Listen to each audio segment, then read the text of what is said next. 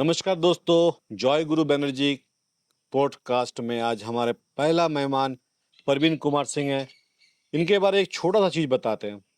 हम लोग फिल्म में देखते हैं कि गुंडा, कोयला, माइंस। आजकल परवीन कुमार सिंह धनबाद के बलियापुर, जहाँ पर 2 फ़िल्में शूटिंग हुई है। एक कोयलांचल और एक मशहूर वेब सीरीज़। यह 2 फ़िल्म मतलब ये क्या गैंग ऑफ वासेपुर। और वेब सीरीज़ तो बहुत सारे हैं और एक प्रियंका चोपड़ा का था, 2 दोस्तों का। 3 सुपरहिट फ़िल्में उस जगह ने दी है। आज हम लोग बात करेंगे बलियापुर धनबाद के सीईओ परवीन कुमार सिंह से, उनकी ज़िंदगी में कुछ रोमांचकर बातें और कुछ अनुभव। परवीन कुमार सिंह जी, आपका स्वागत है जय गुरु बनर्जी के पहला पॉडकास्ट प्रोग्राम में। नमस्ते नमस्ते, आपका भी स्वागत है। चलिए, आज आपका दिन सुखमय हो, सुबह का समय है। और बताइए प्रवीण जी, क्या चल रहा है धनबाद में आजकल? हम लोगों का तो जो अंचल अधिकारी का रोल है, हुँ, तो ज़मीन से रिलेटेड जो भी काम है अंचल में, सर्टिफ़िकेट्स बनाना, आपदा को देखना भी, जैसे बरसात का समय है, तो आपदा पे हम लोगों का जोर रहता है। ये सब मुख्य काम है, अपना काम चलता है। प्रवीण जी थोड़ा-सा बैक में जाते हैं। धनबाद का सफ़र कैसे तय किया और सीईओ कैसे बने? पहले इसको बता दीजिए, तब कहानी आगे बढ़ेंगे हम लोग। बेसिकली हम लोग आप कहाँ से सीईओ बिलॉन्ग करते हैं पहले, और कहाँ से कहाँ तक का सफ़र पूरा किया अभी तक? मैं लातेहार ज़िले से बिलॉन्ग करता हूँ और मेरी बचपन की शिक्षा-दीक्षा जो है, गाँव में ही हुई है। हम लोग उस समय, हमको याद है कि बोरा लेकर के अपने थैला में और विद्यालय में जाते मतलब थे। जो फ़िल्म में दिखाता है कि हाँ, भाई बच्चा पढ़ने गया, बोरा लेके गया, अपने बोरा बिछा के पढ़ा, हाँ, सेम हाँ, बस उसी तरह से मतलब अनुभव किए हैं? बोरा लेकर जाते थे, हाँ, अपने से झाड़ू लगाना है हुँ, स्कूल में हुँ। और उसमें जगह बना कर के अपना बैठ जाना है। मतलब ये जगह मेरा है, इसमें हम बैठेंगे। हाँ, जगह कोई फिक्स नहीं है, जिसको जहाँ जगह मिला, हुँ, लेकिन यही परंपरा थी। बचपन से पढ़ाई-लिखाई हुई, घर के काम-काज, घर की आर्थिक स्थिति थोड़ी अच्छी नहीं थी, तो घर का सारा काम करना पड़ता था। हमने सारे काम किए हैं। गाँव में महुआ चुनना प्रतिदिन का रूटीन होता था, ये 4 महुआ बजे। क्या होता है प्रवीण जी, बताइए महुआ? बड़ी सुने, म झारखंड में रहते हैं तो महुआ-महुआ सुनते हैं। ये महुआ होता कैसे, क्या बनता क्या है? महुआ एक फूल है, हाँ, जिसका एक फल भी होता है, जिसको हम लोग डोरहा बोलते हैं, डोरी भी बोलते हैं, जिससे तेल भी निकलता है और वो तेल बड़ा काम का तेल है, दर्द वगैरह में काम आता है।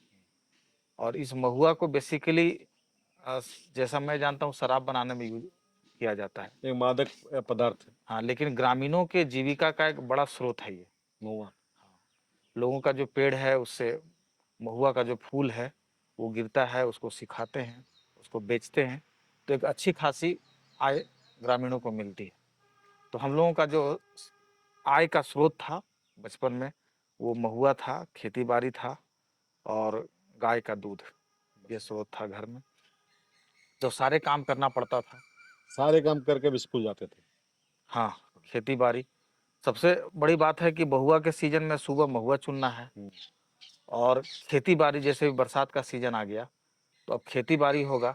अब तो ट्रैक्टर से खेती हो रही, उस समय बैल और ये काड़ा, इसको काला, भैंसा भी बोलते हैं। जो काला-काला होता है हाँ, वही। काड़ा से खेती होती थी। तो बस 4 साढ़े 4 बजे उठ जाना है। उस समय मेरी उम्र क्या रही होगी, 8-9 साल। तो 4 साढ़े 4 बजे उठ कर के और उसको मेलान चराना बोलते हैं। जैसे अभी का एडवांस हो गया कि कुट्टी खिला करके अपना ले जाते हैं, लेकिन नहीं, पहले हम लोग मेलान चराते थे। मतलब जो खाली पड़ती ज़मीन है, जिस पर घास है, हुँ, जो चारागाह है, वहाँ पे ले गए, फिर 1 आगे 1 उसको डेढ़ फिट घंटा, फिट किए उसको। हाँ, कुछ खा लिया ताकि वो काम करने के योग्य हो हुँ। सके और 6 साढ़े 6 बजे तक वो हल अपना जोता जाता था। आपके पापा-मम्मी क्या क्या करते थे? मतलब पापा जॉब में थे या ये कृषक थे? पापा बेसिकली तो एक सामाजिक क्षेत्र में सक्रिय रहते थे, समाज के लिए काम करना, मम्मी हाउसवाइफ। एक अच्छे फुटबॉलर थे हुँ, और इन सब कारणों से घर पर उनका ध्यान थोड़ा कम हो पाता था, जिसके कारण घर की आर्थिक स्थिति थोड़ी कमज़ोर हो गई थी और और मम्मी तो कंप्लीट हाउसवाइफ़ थी, तो घर का काम करती थी। मतलब लातेहार से धनबाद के सफर में बहुत सारी कहानी जुड़ी हुई है। एक कहानी तो होगी स्कूल में वाला। मैट्रिक कहाँ से लेके आप? मैट्रिक बालूमाथ हाई स्कूल से बालूमाथ के लिखा। बारे में जो सुनते कि बहुत ज्यादा नक्सली क्षेत्र रहा हो एक समय, पेपर कटिंग और जो गूगल्स में देखते हैं हम, वही बालूमाथ के बारे में एकदम एकदम सही बात आप बोल रहे हैं। मैं तो लोगों को कहीं काम भी करता हूँ तो लोग कभी कभी डराने की कोशिश करते हैं, तो मैं कहता हूँ कि मैं तो वहाँ पैदा हुआ हूँ जहाँ पे नीचे बंकर था। और हमारे बालूमाथ क्षेत्र हिरहंज, बारियातू, सिमरिया, चतरा का जो बेल्ट है पूरा, मनी का, वो पूरा माओवाद ग्रसित था। आज और भी थोड़ा मोड़ा है क्या? अब तो नहीं के बराबर है, अब उनकी एक्टिविटी नहीं है, लेकिन उस समय काफ़ी प्रभाव होता था, गांव-गांव में प्रभाव होता था, हर घर में प्रभाव होता था। और बहुत सारे बंकर भी हमारे क्षेत्र में पकड़ाए थे। तो बचपन से ही वैसी जगह में रहा हूँ, पला-बड़ा हूँ मतलब कि भोकाल कोई बस काम नहीं आता दूसरा का, नहीं? नहीं, बस बचपन से वही बंदूक वगैरह देखना मिला है, कभी गाँव में आ गए, लोग घेर लिए, 400-500 की संख्या में, तो इस टाइप से बहुत घटनाएँ हुई है। मतलब उसी बालूमाथ से हम मैट्रिक के हाँ, एग्जाम तो लिखे। अब कोई इसीलिए थोड़ा लोग बोलते हैं कि आप चर्चित रहते हैं, मैं चर्चित नहीं रहता हूँ, मैं अपने नियम से काम करता हूँ, जो भी सरकारी नियम है उसी के अनुसार काम करता हूँ। जब कोई डराने की कोशिश करता है, तो अल्टीमेटली वो बैकफुट पे आ जाता है, क्योंकि थोड़ा-सा परवरिश टफ तरीके से हुआ है। स्कूल के बाद मैं बता दूँ कि जो स्कूल की मैट्रिक की परीक्षा में तैयारी करता था, तो बकरी चराना मेरा डेली का दिनचर्या था, सुबह और शाम। ऐसा है कि सुबह उठते के साथ पहले मिलान चराओ, उसके बाद मतलब भैंसा को चराओ। हाँ, उसके बाद हल जोतने के लिए चला गया। उसके बाद बकरियाँ माँ, माँ चिल्लाने लगी, मैं, वो हमको देखती और चिल्लाना शुरू कर देती। तो उसको फिर चरना वो है। हो गए, तो 7 से 9 लगभग वो हो गया। उसके बाद एक और काम होता था कि दूध जो होता था उसको भी पहुँचाना होता था। तो काम बड़ा हेक्टिक हो जाता था, उसको भागे-भागे स्कूल जाना है, मतलब कब नहाए-धोए सुबह कब सुबह का समय शाम में बीत हाँ, जाए पता नहीं चलता था। पता नहीं। दौड़े-दौड़े भागे विद्यालय गए नाश्ता करके। विद्यालय कभी लेट हो गया, कभी कुछ हो गया। शाम को आने के बाद तब तक तो थोड़ा थक चुके होते थे। फिर शाम को आने के बाद जब 4 बजे उस समय छुट्टी होती थी, तो बकरी फिर एक बार खोलना है, 2 बार उन लोगों को चराना पड़ता था। एक बार सुबह, एक बार शाम को। तो फिर 4 से 6 का रूटीन वही था, शाम हो गया। फिर उसके खाना बाद खाना सोना पड़ना। उस समय बिजली भी हमारे गाँव में नहीं थी, तो ढिबरी होता था जो बॉटल में हम मिट्टी लोग तेल। बॉटल में मिट्टी तेल भर करके और उसमें जो मैंने देखा, मैंने भी किया। फीता जो लगाते हैं घर के जो कपड़ा लोग का, साफ करते थे शाम हाँ, को, डेली का और रूटीन था वो। और एक होता था लालटेन हम्म। और उसका एडवांस रूप होता था लैंप। अगर आपके घर में लैंप है मतलब आप एडवांस हैं, एडवांस से तो बड़ा लालटेन है मतलब पुराना है, ढिबरी है मतलब उससे भी पुराना है। तो ढिबरी से लालटेन, लालटेन से लैंप, और एक था ना शादी ब्याह में देखते थे, क्या बोलते थे उसको? अरे वो जो वो गैस वाला नहीं गैस पर मिट्टी तेल का। Petromax, metro max. Petrol Petromax, petrol डाल के भी। तो वो तो नहीं और मैं वीआईपी है। नहीं पेट्रोल नहीं, वो ये मिट्टी डाल के ये प्रेशर देके। हाँ, तो और वो भी। पेट्रोमैक्स तो वीआईपी हो गया, शादी विवाह में यूज होता था, हाँ। किसी फंक्शन में यूज होता था। पेट्रोमैक्स पढ़ने के लिए नहीं मिलता था, क्योंकि उसमें ज्यादा गैस भराने में जो खर्च होता था, तो गैस वो और तो मिट्टी तेल दोनों। लैंप से ज्यादा एडवांस का चीज, उसमें और जिसके यहाँ पढ़ने दो का वो है वो मौका नहीं बड़ा मिला। आदमी है। हाँ, तो हमने सब सफर देखा, ढिबरी से लालटेन, लालटेन से लैंप, लैंप से पेट्रोमैक्स, पेट्रोमैक्स से बिजली, तो सारे सफर को मैंने अब तो देखा। सोलर का समय आ गया। अब तो सब काफी एडवांस हो गया उसका है। हाइड्रोजन आ जाएगा। अब तो इन्वर्टर घर में है तो पता नहीं चलता है कि लाइन गया लाइन क्या। कटा कि नहीं कटा। तो ये स्थिति हो गई है। फिर उसके बाद इंटर के एग्जाम कहाँ दिए आप सर? तो परवीन जी। एक चीज मैं बताना चाहूँ कि मैट्रिक की परीक्षा के साथ साथ एक पॉलिटेक्निक की परीक्षा का मैं तैयारी करता था। ये तो मेरे आप नहीं जानता आपके मतलब बात। मेरे मामा जी ने बताया था, हम्म। जो डिप्लोमा की डिग्री होती है मैट्रिक के मैट्रिक बाद। का तो हाँ, पॉलिटेक्निक करने गया था क्या आप? तो उसकी तैयारी भी मैं जंगलों में किया था। पूरी पॉलिटेक्निक की तैयारी जंगल में बैठ के किया था। एक गाइड मेरे पास था, मुझे आज भी वो गाइड याद है। गाइड में ले जाता था एक थैले में, बकरियां चर रही है, गाइड में पड़ रहा है, एक चटाई ले जाता था छोटा सा, और बाद में पता चला कि बकरियां भाग गई, किसी के फसल में घुस गई। अब गाली सुनाना शुरू कर देता था। तो ये घटनाएं दिन प्रतिदिन होती थी, लेकिन पढ़ाई से जो लगाव था कि हाँ पढ़ना है, जो प्रेरणा घर से मिलती थी या आसपास देख करके, तो पढ़ाई को मैंने कभी नहीं छोड़ा। पढ़ने में भले कमजोर था लेकिन कोशिश करता रहा। अल्टीमेटली मैंने पॉलिटेक्निक की परीक्षा दी, अच्छे रैंक से पास किया, और एडमिशन भी लिया आपने? एडमिशन भी लिया कोडरमा माइनिंग में, क्लास नहीं कर पाया, मैंने उसे छोड़ दिया। इसका कारण क्या है? क्लास क्यों नहीं कर पाए? जब पॉलिटेक्निक? मैंने कोडरमा माइनिंग में गया, एडमिशन लिया, तो लोग रैगिंग के लिए आना शुरू कर दिया, इधर आओ जी, इधर आओ, हाँ, तो आम बात तो है। कॉमन थी। लेकिन मुझे थोड़ा आउट लगा, चूंकि उस तरह का माहौल में नहीं था। और मैंने देखा कि जब सीनियर्स ने अपने कमरे में ले गया, तो मैंने भी सवाल उनसे पूछ दिया कि आप क्या कर रहे हैं, क्या पढ़ रहे हैं? तो मैं शिक्षक परीक्षा की तैयारी कर रहा हूँ। मैंने बोला कि आप पॉलिटेक्निक करके, डिप्लोमा माइनिंग करके और शिक्षक परीक्षा की तैयारी कर रहे हैं, ये क्या मतलब है? तो बाबू बहुत बेरोजगारी है, करना पड़ेगा, तुम भी आओ, 4 साल माइनिंग पढ़ो, उसके बाद यही करना पड़ेगा। तब मुझे लगा, मेरे दिमाग में स्ट्राइक किया कि अगर माइनिंग करके अगर शिक्षक परीक्षा की ही तैयारी करनी है या अन्य प्रतियोगी परीक्षा की तैयारी करनी है, तो हम सीधे क्यों ना करें। और मैंने माइनिंग फिर छोड़ दी पॉलिटेक्निक। एडमिशन लेने के बाद। एक बारे आपके जानते हैं कि भाई आप सीओ बनने से पहले आप दरोगा का एग्जाम में पास किए थे, ये घटना के बारे में थोड़ा बताइए मेरे उसके बाद मेरा ग्रेजुएशन हुआ, मैंने प्रतियोगी परीक्षाओं की तैयारी करना शुरू कर दिया। कई परीक्षाओं में कभी पीटी में निकला तो मेन में फेल हुआ, कभी इंटरव्यू में फेल हुआ, इसी तरह बदस्तूर जारी रहा। को। और अल्टीमेटली मैंने 2-3 परीक्षाओं में सफलता प्राप्त की, एसएससी ग्रेजुएट लेवल, जिसमें ऑडिटर, और एक क्षेत्रीय परीक्षा हुई थी झारखंड में, वो बिहार के टाइम से ही चल रही थी, तो उसमें मेरी क्लर्क में हुई थी। हुई थी? ज्वाइन हाँ, किए थे? फिर मैंने डिसाइड किया कि कहाँ ज्वाइन करें, कहाँ ज्वाइन करें। तो अल्टीमेटली मैंने लोगों से सलाह लिया, तो बोले कि नहीं, घर के पास का नौकरी है, अपने ज़िले में है, तो मैंने लातेहार में क्लर्क के रूप में ज्वाइन किया। मतलब तीसरा जॉब अभी सीओ कर रहे हैं आप क्या? या चौथा? ये चौथा ही समझिए, और बीच में कई छोड़ा भी जिसमें मैंने ज्वाइन नहीं किया। तो क्लर्क में काम करते हुए मैं जेपीएससी की तैयारी करता रहा, लेकिन जैसा आप लोग जानते हो कि जेपीएससी परीक्षाओं में कुछ गड़बड़ियों के कारण, और ऐसे तो जांच के प्रक्रिया में है तो मैं नहीं कहूँगा अभी उसके बारे में, लेकिन मेरा सिलेक्शन नहीं हुआ फर्स्ट में, सेकंड में, थर्ड में। अल्टीमेटली मैंने फोर्थ जेपीएससी में सफलता प्राप्त की। दरोगा उसके पहले का सफर क्या? और इसके जस्ट पहले जो है, उसी जेपीएससी की तैयारी के क्रम में झारखंड दरोगा की बहाली आई। 2000? तो मेरे लिए एक उम्मीद जगा कि मैं जेपीएससी की परीक्षाएं दे रहा हूँ। कई परीक्षाएं मैंने दी थी, कोऑपरेटिव का एग्जाम दिया था, एमओ का दिया था, विधानसभा सहायक का दिया था, हाईकोर्ट सहायक का दिया था, तो कई जगह सफलता हाथ लगी। तो उसी समय सब इंस्पेक्टर की जब बहाली आई, तो मुझे लगा कि एक अपॉर्चुनिटी है, चूंकि मैं फिजिकली भी फिट हूँ, दौड़ता भी हूँ, और पढ़ाई भी मेरी अच्छी है, और दरोगा में जो भी जाएंगे तो दौड़ने में अच्छे रहेंगे, तो मैं निश्चित रूप से मेरी सफलता हो जाएगी। और मैंने फॉर्म भरा और दौड़ का अभ्यास करना शुरू कर दिया।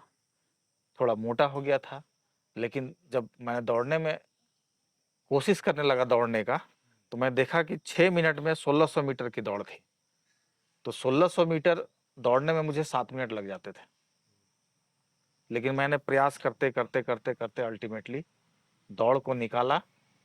और परीक्षा तो फिर मेरे कॉमन थी, परीक्षाओं तो मैं बहुत दे चुका था। मुझसे लिए कोई तो दिक्कत मैंने नहीं होती? परीक्षा दी विदाउट कोई विशेष तैयारी, और मैं पूरे झारखंड में 8वें रैंक पर उसमें सफल हुआ। उसके बाद आप जेपीएससी निकाले? दरोगा में जाने के बाद 3 घंटा सुबह का पीटी परेड, शाम का 2 घंटा का पीटी परेड, और 4 घंटे का क्लासेस। वैवाहिक जीवन के बारे में क्या शादी जेपीएससी के बाद ना, या ये इससे पहले, दरोगा से पहले? शादी तो मेरी क्लर्क में जब मैं था उसी समय हो गई इसी थी। में हो गए थे? हाँ, लेकिन मेरी धर्मपत्नी जी जो थी, उनसे बराबर मोटिवेशन मिला। जब मैं कभी स्लो हो जाता था या थोड़ा उदास होता कि शादी के पता बाद नहीं। आप दरोगा और जेपीएससी निकाले हैं, मतलब यही बोलना चाह रहे हैं अपना? हाँ, मैक्सिमम परीक्षाएं शादी के बाद मतलब निकली आपको, हैं। मतलब वैवाहिक जीवन का हाँ, जो आपका वैवाहिक सफल रहा। जीवन का योग सफल रहा, और पूरा सकारात्मक उनका एटीट्यूड रहा। मैं उनको आपके इस चैनल के माध्यम से धन्यवाद भी देना चाहता हूँ कि हमने उन्होंने। पहले नहीं बताया दर्शकों को, आपकी पत्नी जो है पॉलिटिक्स में है और जिला उपाध्यक्ष है लातेहार से। हाँ, सच है कि नहीं? सही बात है। हम्म। बेसिकली वो हाउस वाइफ थी, लेकिन तो आप प्रशासन में, आपकी वाइफ नेतागिरी में जमता कैसे, और इनका सफर कैसे आया हुआ? हाँ, समय की मांग है, समय की मांग के अनुसार वो पब्लिक सेक्टर में गई, मतलब जनप्रतिनिधि बनी हैं। जिला परिषद और में उपाध्यक्ष है ना, और लातेहार। घर का तो तालमेल पति पत्नी का है, तो घर में तो कोई ऐसा कुछ है नहीं। लड़ाई नहीं होता कोई कारण को लेके नहीं, कि घर में भाई तो सिस्टम ऐसा कुछ ऐसा है, है आप ऐसा कर रहे, ऐसे नहीं होता है। नहीं, सिस्टम की बातें हम लोग घर में नहीं करते। नहीं करते हैं। नहीं, कभी ऐसा हुआ कि भाई जहाँ पर आपकी पत्नी जिला उपाध्यक्ष है, वहीं पर ही आपको ड्यूटी मिला होगा कुछ कारण में, कभी ऐसे भेटा है आप लोग? नहीं, एक्चुअली हम लोगों की पोस्टिंग कभी जो है वो अपने गृह जिला गृह जिला में नहीं होता, नहीं होता, और धर्मपत्नी जी जो है सो गृह जिला में है। इसी में तो समस्या हो हाँ, जाती है उसी में समस्या नहीं, अच्छा है कि कि हम लड़ाई लोग, नहीं होती है अपना। वो अपना गृह जिला में काम करती है, हम बाहर में काम करते हैं। और बाल बच्चे कितने हैं प्रवीण जी आपके? बच्चे 2 हैं, क्या करते हैं लोग? पढ़ाई करते हैं, कौन क्लास? क्लासेस 9 और 10 है। और लेकिन बताइए। आपसे अनुरोध रहेगा कि पर्सनल जानकारी को मैं शेयर नहीं करना चाहता हूँ। नहीं नहीं, उसको नहीं, बस उतना ही हाँ, नाम हाँ, नहीं पूछूंगा, हाँ, बस ठीक है।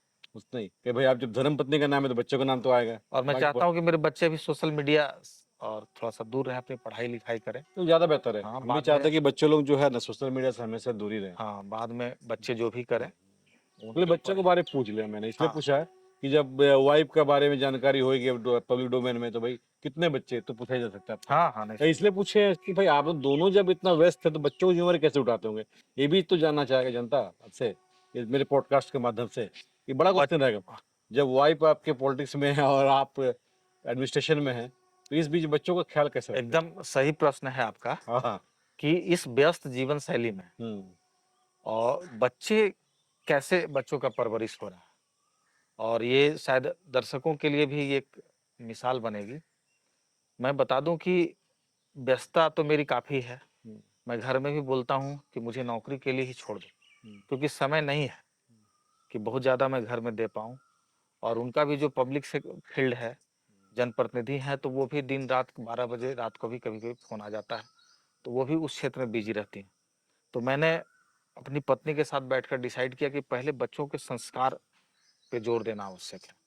मैंने बच्चों को संस्कारी बनाने के लिए उन्हें धर्म से जोड़ा, भगवत गीता पढ़ने को प्रेरित बेस्ट। किया, रामायण, महाभारत, उपनिषद, स्वामी विवेकानंद की पुस्तकें, तो ये सब पढ़ कर के बच्चों में एक संस्कार बना, जो मैं देखता हूँ। और उस संस्कार के बल पे हम भरोसा कर सकते हैं कि मेरे बच्चे अगर अकेले भी हैं, मोबाइल के साथ भी हैं, तो कभी भी गलत नहीं करेंगे। एकदम सही बात है। और कभी-कभी हम लोग चेक भी करते हैं। मैं अभिभावकों से भी बता दूं कि बच्चों के गूगल हिस्ट्री में जाकर के आप चेक कर सकते हैं कि आपके बच्चे क्या देख रहे हैं मोबाइल में, तो उससे आप जान पाएँगे आपके बच्चे का ट्रेंड क्या है। तो कभी-कभी हम लोग बैठते हैं तो वो एकदम चेक सही भी बात करते बोले हैं। कि आप बच्चों का गूगल हिस्ट्री, आपका हाँ, आपका सब्सक्राइब किसको कर रहा बा, क्या आपका कितना देर तक वो ये कर कई चला रहा तरह है की मोबाइल। टेक्नोलॉजी है हम्म। जिससे आप मॉनिटर कर सकते हैं। आप हमेशा वॉच कर सकते हैं कि अभी आपके बच्चे क्या देख रहे हैं। तो थोड़ा-सा टेक्नोलॉजी का प्रयोग करना पड़ेगा हम्म। और बच्चों पर विश्वास करना पड़ेगा। उन्हें अच्छा संस्कार देना होगा, निश्चित रूप से। क्योंकि देखिए, अगर मैं मान लूँ कि मैट्रिक तक, +2 तक बच्चे मेरे साथ हैं, +2 के बाद तो नहीं रहेंगे, कहीं एकदम। बाहर पढ़ने जाएँगे। हम्म। तो यही संस्कार, यही परवरिश, यही विश्वास यही राइडर उसकी उनका काम देगा। जिंदगी में काम आएगा। अभी तो आप डरा-धमका कर, "ए मोबाइल मत छुओ", हर समय आप टोक-टाक करें, "क्या मोबाइल देख रहे हो? क्या कर रहे हो? क्या कर रहे हो?" तो ये टोक-टाक अच्छा नहीं है। टोक-टाक से अब क्या होगा कि बच्चे जब बाहर चले जाएँगे, तो बाहर चले जाएँगे तो वहाँ पे आपका कंट्रोलिंग नहीं है। हम्म। तो बच्चों को लगेगा अचानक बड़ी आज़ादी मिल गई, और वहाँ पे बच्चों के भटकाव का जो है, बड़ा उनको अवसर तो नहीं कहेंगे, लेकिन खराब अवसर मिलता है। मैंने देखा है, कई बच्चे जो फॉल वगैरह में जो डूबते हैं ना, तो उस तरह के बच्चे रहते हैं। एक बच्चा मेरे सामने, हम लोग गए हुए थे, घर में बड़ा कंट्रोल में रहता था, ये मत करो, वो मत करो, मोबाइल मत हाँ देखो, हाँ टीवी मत हाँ। देखो। हाँ, और जब हम लोग हिरनी फॉल घूमने गए थे, हाँ, बस पानी देखा और कूद गया, हाँ। और किसी तरह उसकी जान हम लोगों ने बचाई। वो डूबने लगा, तो एक तैराक भी था, किसी तरह गमछा वगैरह देकर के हम लोग बचाए। तो हमने देखा कि जो बच्चा हम्म। घर में बहुत ज़्यादा नियंत्रण में रहता है, हम्म। बाहर जाने पर बेकाबू हो जाता है। हाँ, तो लगता है इसलिए। अभिभावकों को मेरा संदेश होगा कि बच्चों को अत्यधिक कंट्रोल ना करें, आप उन पर भरोसा करें, उनको अच्छी शिक्षा दें, अच्छा परवरिश दें, अच्छा संस्कार दें, और उन पर विश्वास रखें, निश्चित रूप से आपके बच्चे अच्छा करेंगे। ये बताइए, अब तो पारिवारिक बात हो चुकी है आपसे, आपके वाइफ के बारे में भी जान गए। आपको डर नहीं लगता धनबाद में काम करते हुए? हम लोग अब देखिए, बलियापुर जो नाम सुनते क्राइम घर, हमेशा पेपर उठाइएगा तो हर तीसरा दिन मर्डर, छिनताई, गुंडागर्दी।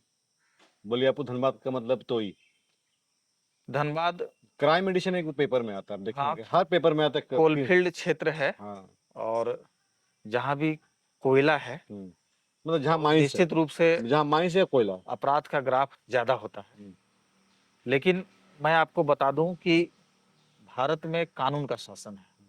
अगर आप कानून का पालन करते हुए या कानून के दायरे में रहकर काम करते हैं, तो भारत के किसी भी क्षेत्र में काम करने में कोई परेशानी नहीं है, कोई दिक्कत नहीं होती है, कोई दिक्कत कोई रंगदारी नहीं आती आपके पास भी? नहीं। ये सीओ साहब ये करना नहीं, रंगदारी की तो बात बोल दूं कि मैं जितने दिनों से नौकरी कर रहा हूं, अभी डिप्टी कलेक्टर में बेसिकली 12 साल हो गए। 12 साल में एक भी फोन कॉल्स ऐसा नहीं आया जो मुझे धमकी दे रहा हो कि ऐसा करो या ऐसा न करो, नहीं तो मैं ये कर दूंगा।